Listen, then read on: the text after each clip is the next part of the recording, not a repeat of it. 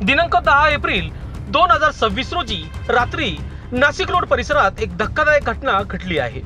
फिर्यादी रिक्षा चालक आपल्या रिक्षा MH15 TH 2919 घेऊन छत्रपती शिवाजी महाराज पुतळ्याजवळील रिक्षा स्टँडवर उभा होता। यावेळी आरोपींनी गरवारे दावा मेल येथे जायचे असल्याचे सांगून रिक्षा भाड्याने घेतली। रिक्षा मुंबई आग्रा महामार्गावरील 10 मैल परिसरात पोहोचल्यावर आरोपींनी फिर्यादीला निर्जन ठिकाणी रिक्षा वळवण्यास सांगितले। त्यानंतर फिर्यादीला मारहाण करून त्याच्याकडील सुमारे 93,000 रुपयाचा मुद्देमाल बळजबरीने हिसकावून गेला। यामध्ये रिक्षा, रोख रक्कम 4,000 रुपये, Aadhaar card, PAN card, RC book, licence तसेच 9,000 रुपये किमतीचा विवो कंपनीचा मोबाईल यांचा समावेश होता। या घटनेची माहिती 112 वरून मिळताच दिंडोरी पोलीस ठाण्यात अज्ञात आरोपी विरुद्ध गुन्हा दाखल करण्यात आला। आरोपी अनोळखी असल्याने पोलिसांसमोर मोठे आव्हान होते।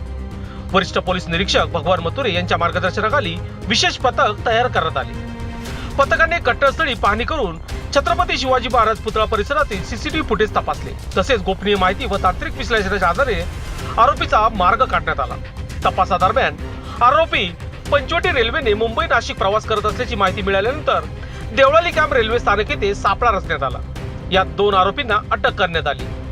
यामध्ये इरफान उर्फ शेरू सय्यद वय वर्ष 19, राहणार नानावली नाशिक, जावेद सलीम पठाण वय वर्ष 30, भीमवाडी भद्रकाली नाशिक तसेच नवाज मंजूर शेख राहणार नाशिक हा आरोपी फरार आहे। तपासात आरोपींनी गुन्ह्याची कबुली दिली असून त्याच्याकडून चोरीस गेलेली रिक्षा व रोख रक्कम जप्त करण्यात आली आहे।